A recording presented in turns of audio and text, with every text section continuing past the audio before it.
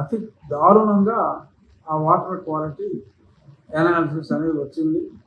సుమారు 150 గృహాలు వాళ్ళ విసర్జనలన్నీ మరి ఆ కెనాల్లో కలుస్తున్నాయి. కోర్టు డైరెక్షన్స్ కూడా మరి మంచినీటి రక్షణ కోసం ప్రయారిటీ ఉంది. అలాగే కాలువగట్లు, చెరువులు, మంచినీటి చెరువులు వాటి మీద ఆక్రమణలు ఉంటే తొలగించాలి, ఉండకూడదు అని ఉంది. సరే 40 సంవత్సరాల నుంచి ఎందుకు ఉన్నాయంటే అది నాకు తెలియదు. చాలా దారుణంగా అది చిక్కగా తయారై ఆ చెత్త అంతా కూడా ఆ దుంపకాలకి వెళ్ళే మంచినీటి కాలువలో కలిసినందువల్ల అని వస్తే యుద్ధ ప్రాతిపదికన అప్పుడు స్టేట్ సబ్జెక్ట్ అయినప్పుడు ఎప్పటి నుంచో ఉన్నాయి ఆ గృహాలు. వాళ్ళందరికీ పక్కనే ఉన్న తాళ్ళకోడు అంటే విలేజ్ అందులో వస్తుంది కదా, తాళ్ళకోడులో వాళ్ళందరికీ ఆల్రెడీ అలాట్మెంట్లు ఉన్నాయి. 10-12 మందికి ఇక్కడ కొత్తగా వచ్చిన వారికి, లేకపోతే వారికి కూడా అన్నీ అలాట్ చేసి వాటిని అన్నింటినీ కూడా వాళ్ళు కోర్టుకు వెళ్ళారు. న్యాయస్థానం కూడా ఇటువంటి మంచినీటి కాలువల మీద వీటి మీద ఆక్రమణలు ఉండడానికి వీల్లేదు అని చెప్పి కోర్టు అనుమతి తీసుకున్న తర్వాత వాటిని తీసివేయడం జరిగింది. అలాగా ఆ మంచినీటిని సోర్సెస్ని కాపాడుకునే ప్రయత్నంలో చాలా గ్రామాల్లో కూడా ఈ చెరువుల చుట్టూ ఈ కాలువల మీద ఉన్న ఆక్రమణలను తొలగించడం జరిగింది. అలాగే ఆ ప్రాసెస్లో ఉండిలో కూడా కొన్ని తీసివేయడం జరిగింది. ఆ తీసివేసే క్రమంలోనే ఒక రోడ్డుకి ఆనుకుని ఆ గట్టు మీద సిపిఎం పార్టీ ఆఫీస్ కూడా ఆక్రమణ ఉంటే దాన్ని కూడా 4 నెలలు అయినట్టుంది తీసేసి దాన్ని కూడా తీసివేయడం జరిగింది. ఆ ప్రాసెస్లో పాలకోడేరు వాళ్ళకి కూడా నోటీసులు ఇచ్చిన తర్వాత అంచెలంచెలుగా వాళ్ళు కోర్టుకు వెళ్ళారు.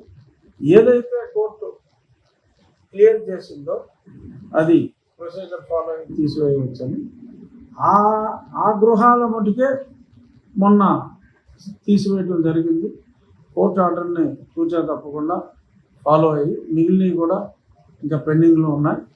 వరుస 10-15 రోజులు. ఏదేమైనా కోర్టు ఆజ్ఞని జమదాటే ప్రసక్తే లేదు. కోర్టుని నిజాలన్నీ చెప్పి సుప్రీంకోర్టు రూలింగ్స్ కూడా చెప్పి ఈ రకంగా ఉన్నాయి కాబట్టి ప్రజల ఆరోగ్యం ముఖ్యం కాబట్టి వీరందరికీ ఆల్టర్నేటివ్ సైట్స్ కూడా ఇచ్చి యాక్చువల్గా సైట్లు ఇవ్వాల్సిన బాధ్యత లేదు. అయినప్పటికీ కూడా ఒక ప్రజలందరి బాగోగులు చూడవలసిన బాధ్యత ప్రభుత్వం మీద ఉంది కాబట్టి ఆల్రెడీ సైట్లు ఇచ్చిన వాళ్ళకి కాకుండా ఎవరైనా ఉంటే వాళ్ళకు కూడా సైట్లు ఇచ్చే కార్యక్రమం చేసి సైట్లు ఇచ్చిన తర్వాతే వాళ్ళకి లోన్ను శాంక్షన్ అష్యూరెన్స్ ఇచ్చి 2,90,000 రూపాయలు గ్రాంట్ ఇవ్వడం జరుగుతుంది. అది చేస్తున్నాం.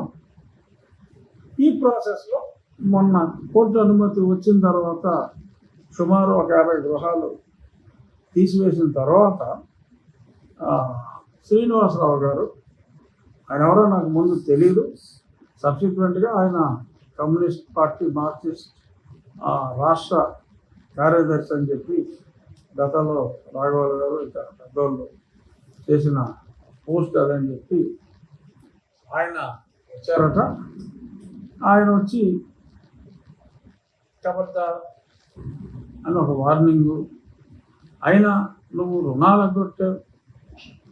ఎగ్గొట్టి ఈ ఇల్లు తీసే హక్కు నీకు ఎక్కడది అని ఇలాంటి విచిత్రమైన ప్రశ్నలన్నీ వేసి ఏదో నాకేదో 30 రోజులు ఏదో టైం ఏదో ఇస్తానంటే నేను ఎవరే శ్రీనివాసరావు, నాకు శ్రీనివాసరావు ఎవరో తెలియదు, నేను శ్రీనివాసరావు తెలుసో లేదో కూడా నాకు తెలియదు.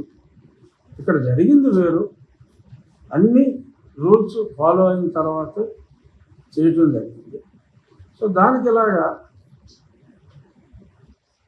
ఏదో మోకాలకి బోడుగుడికి కొట్టేటినట్టు ఏమా శ్రీనివాసరావు నేను నా మీద ఏ కేసులు అయితే మోపబడ్డాయో అవన్నీ నా ఎలక్షన్ అఫిడవిట్లో ఉన్నాయి, ప్రజలందరికీ తెలుసు.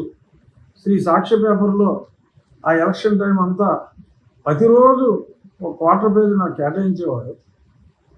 సో అందరికీ తెలుసు ఆయన నా మీద ఏం ఆపాదించబడ్డాయో, ఎందుకు ఆపాదించబడ్డాయో అన్నీ కూడా అందరికీ చాలా స్పష్టంగా తెలుసు. ఇప్పుడు ఈ ఇల్లు తీసేయటం ప్రజల ఆరోగ్యానికి అడ్డంకిగా ఉన్న ఇల్లు తీసేయటం, ప్రజల ఆరోగ్యానికి ఏమవదో, అక్కడ ఉంటే ఏమైంది, ఎన్నాళ్ళే అంతమంది చచ్చిపోయారు అని ఏ లెక్కల అని చెప్తున్నాడు.